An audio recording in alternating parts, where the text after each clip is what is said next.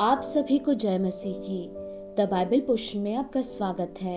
हमारा आज का वचन है दानियल की पुस्तक 5वां अध्याय वचन 13 से 31। तब दानियल राजा के सामने भीतर बुलाया गया। राजा दानियल से पूछने लगा, क्या तू वही दानियल है जो मेरे पिता नबूकदनेस्सर राजा द्वारा यहूदा देश से लाए हुए यहूदी बंधुओं में से है? मैंने तेरे विषय में सुना है कि ईश्वर की आत्मा तुझ में रहती है और प्रकाश, प्रवीणता और उत्तम बुद्धि तुझ में पाई जाती है। देख, अभी पंडित और तंत्री लोग मेरे सामने इसलिए लाए गए थे कि यह लिखा हुआ पढ़े और उसका अर्थ मुझे बताए, परंतु वे उस बात का अर्थ न समझा सके। परंतु मैंने तेरे विषय में सुना है कि दानियल भेद खोल सकता और संदेह दूर कर सकता है। इसलिए अब यदि तू उस लिखे हुए को पढ़ सके और उसका अर्थ भी मुझे समझा सके, तो तुझे बैंजनी रंग का वस्त्र और तेरे गले में सोने की कंठमाला पहनाई जाएगी और राज्य में तीसरा तू ही प्रभुता करेगा। दानियल ने राजा से कहा, अपने दान अपने ही पास रख और जो बदला तू देना चाहता है वह दूसरे को दे। वह लिखी हुई बात मैं राजा को पढ़ सुनाऊंगा और उसका अर्थ भी तुझे समझाऊंगा। हे राजा, परमप्रधान परमेश्वर ने तेरे पिता नबूकदनेस्सर को राज्य, बड़ाई, प्रतिष्ठा और प्रताप दिया था, और उस बड़ाई के कारण जो उसने उसको दी थी, देश देश और जाति जाति के सब लोग और भिन्न भिन्न भाषा बोलने वाले उसके सामने कांपते और थरथराते थे। जिसे वह चाहता उसे वह घात करता था और जिसको वह चाहता उसे वह जीवित रखता था। जिसे वह चाहता उसे वह ऊंचा पद देता था और जिसको वह चाहता उसे वह गिरा देता था।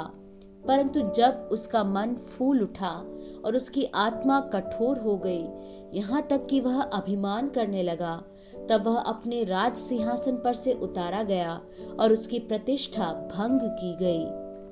वह मनुष्यों में से निकाला गया और उसका मन पशुओं का सा और उसका निवास जंगली गधों के बीच हो गया। वह बैलों के समान घास चरता और उसका शरीर आकाश की ओस से भीगा करता था, जब तक कि उसने जान न लिया कि परमप्रधान परमेश्वर मनुष्यों के राज्य में प्रभुता करता है और जिसे चाहता उसी को उस पर अधिकारी ठहराता है। तो भी हे बेलशस्सर, तू जो उसका पुत्र है और यह सब कुछ जानता था, तो भी तेरा मन नम्र न हुआ, वरन तूने स्वर्ग के प्रभु के विरुद्ध सिर उठाकर उसके भवन के पात्र मंगवाकर अपने सामने रखवा लिए और अपने प्रधानों और रानियों और रखैलियों समेत तूने उसमें दाखमधु पिया और चांदी, सोने, पीतल, लोहे, काठ और पत्थर के देवता जो न देखते, न सुनते, न कुछ जानते हैं, उनकी तो स्तुति की, परंतु परमेश्वर जिसके हाथ में तेरा प्राण है और जिसके वश में तेरा सब चलना फिरना है, उसका सम्मान तूने नहीं किया। तब ही यह हाथ का एक भाग उसी की ओर से प्रकट किया गया है और वे शब्द लिखे गए हैं। जो शब्द लिखे गए वे ये हैं, मने मने, तकेल और उपरसीन। इस लेख का अर्थ यह है, मने अर्थात परमेश्वर ने तेरे राज्य के दिन गिनकर उसका अंत कर दिया है। तकेल अर्थात तू मानो तराजू में तोला गया और हल्का पाया गया है। पेरेस अर्थात तेरा राज्य बांटकर मादियों और फारसियों को दिया गया है।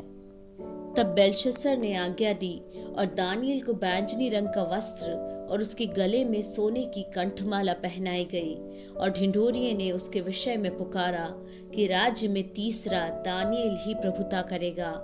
उसी रात कसदियों का राजा बेलशस्सर मार डाला गया और दारा मादी जो कोई 62 वर्ष का था राजगद्दी पर विराजमान हुआ।